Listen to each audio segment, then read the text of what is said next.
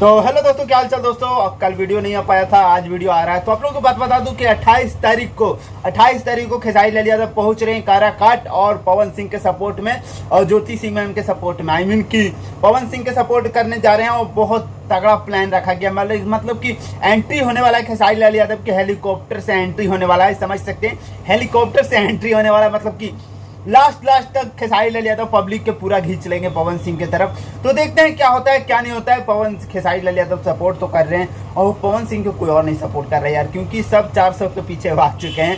तो बस देखते हैं किस लेवल से सपोर्ट मिलता है और क्या पवन सिंह काराकाट से इस बार सांसद बन पाते हैं या नहीं बन पाते हैं। तो बस उम्मीद 2 जून तक रखते हैं, देखते हैं क्या होता है। 2 तारीख के बाद ही पता चलेगा कि पावर स्टार पवन सिंह कितना सक्षम खड़ा हुए थे, वो कितना कर पाए हैं, क्या जीत के हासिल कर पाएंगे या नहीं कर पाएंगे। तो बस आप लोग इंतजार कीजिए 28 मई को काराकाट के पब्लिक आप लोग इंतजार कीजिए। बस आपके पावर स्टार और खेसारी लाल यादव ट्रेंडिंग स्टार दोनों भाई